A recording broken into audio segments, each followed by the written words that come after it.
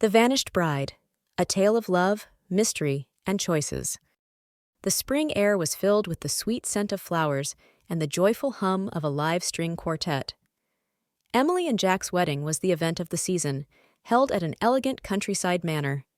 Guests mingled under fairy lights, clinking glasses of champagne and sharing laughter as the sun dipped below the horizon. As the reception went into full swing, Emily excused herself from the dance floor to freshen up in her bridal suite. She promised to return shortly, leaving her new husband beaming by the dessert table. But as minutes turned into an hour, Jack grew concerned. He asked the bridesmaids to check on her, but when they entered the bridal suite, it was empty.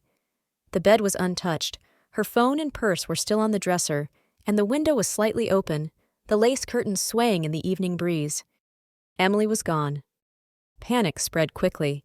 Jack and the guests searched the manor grounds, calling her name, but there was no sign of Emily. A bridesmaid called the police, who arrived shortly to begin an official investigation. The officers examined the bridal suite for clues. The only thing out of place was a single muddy footprint near the open window. Jack was frantic, insisting someone must have taken her. The lead detective, Detective Harper, calmly began questioning the guests. Most recalled seeing Emily on the dance floor, radiant in her gown, but no one saw her leave the reception. When Detective Harper questioned the groom, Jack admitted something unusual.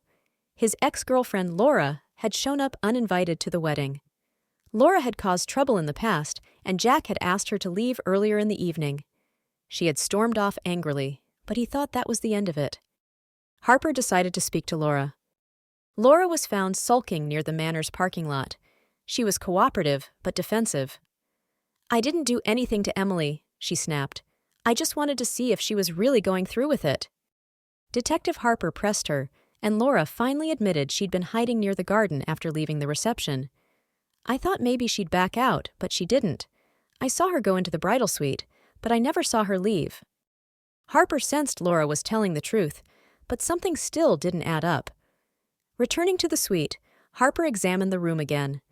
This time, she noticed faint scuff marks on the windowsill and a small smear of frosting on the edge of the dresser. The detective pieced together the clues and made an announcement. Emily wasn't taken. She had left of her own accord. Harper led a small team to the edge of the woods behind the manor, following faint footprints in the mud.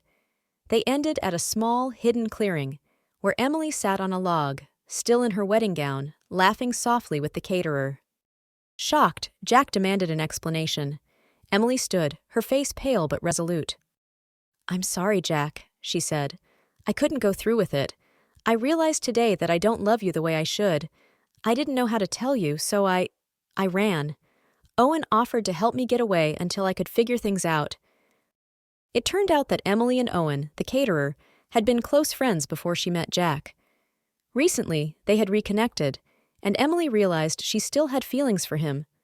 She didn't want to humiliate Jack in front of everyone, but panicked under the pressure of the wedding. Though heartbroken and angry, Jack managed to keep his composure.